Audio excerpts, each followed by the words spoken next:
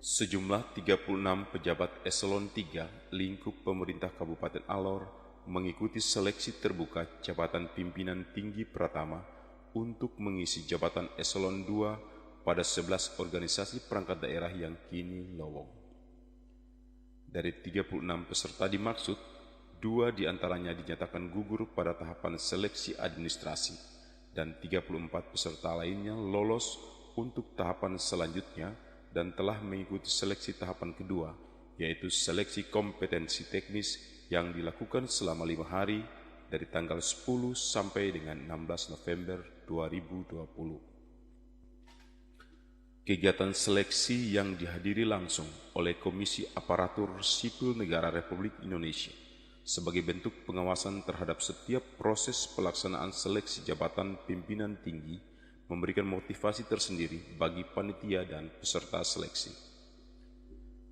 John Frianto, SOS MM, selaku Asisten Pengawasan Bidang Pengisian Jabatan Pimpinan Tinggi, pada kesempatan tatap muka menyatakan bahwa kehadiran Komisi ASN dalam seleksi terbuka jabatan pimpinan tinggi yaitu untuk melakukan pengawasan terhadap seluruh proses seleksi terbuka yang meliputi tahapan persiapan, pelaksanaan, dan pola seleksi serta tindak lanjut dari hasil seleksi terbuka sampai pada memberikan rekomendasi untuk menetapkan pejabat yang akan dilantik. Panitia seleksi daerah yang diketuai langsung oleh Sekretaris Daerah Kabupaten Alor, Dr. Randus Soni O. Alelang, dan 6 orang anggota lainnya dari unsur birokrasi, unsur akademisi, dan praktisi hukum, yaitu Asisten 3 Setda Kabupaten Alor Insinyur Dorsila Pulinggomang, Kepala Badan Kepegawaian Pengembangan dan Sumber Daya Manusia Kabupaten Alor, Dr. Randus E.C. John Pulingmahi MT, Dr. Fredik Abiakande MPD, Dr. Randus Fredik Bolang MSc, Haji Husen Tolang SH MPD, Yusak Tausbele SH MHum.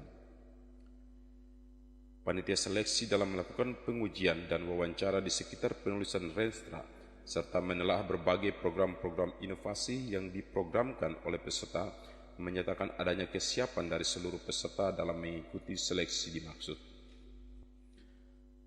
Tahapan seleksi selanjutnya, yakni uji kompetensi manajerial, akan dilaksanakan oleh tim penguji dari Assessment Center Provinsi Nusa Tenggara Timur yang rencananya akan dilaksanakan pada bulan Oktober tahun 2020. Dari proses seleksi yang sudah berlangsung kurang lebih 5 hari,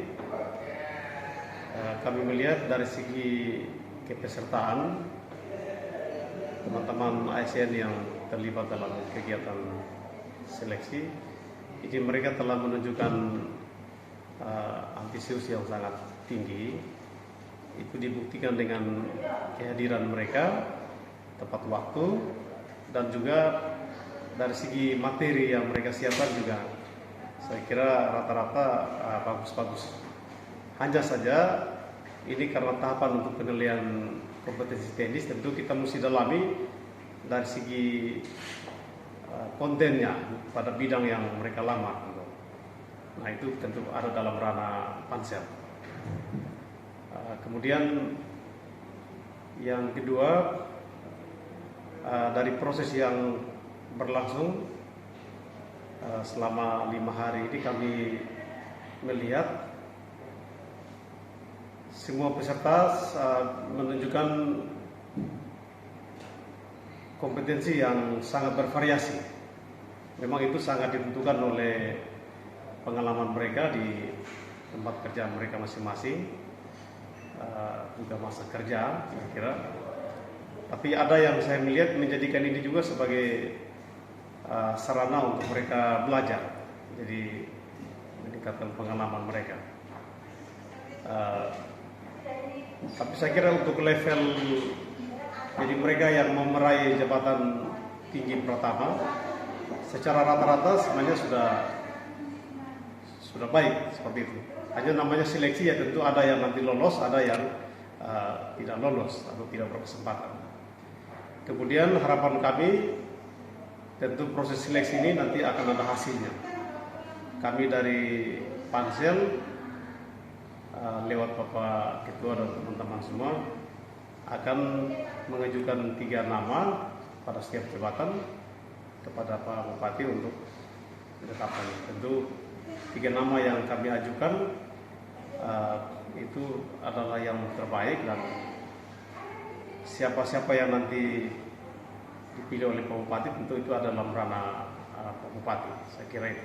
Tapi 3-3 saya kira itu terbaik, dan bagi mereka yang belum berkesempatan untuk masuk 3 besar, saya kira ini jadi pembelajaran yang sangat bagus untuk mereka bisa menyiapkan diri agar di masa-masa depan mereka lebih siap lagi untuk berkompetisi.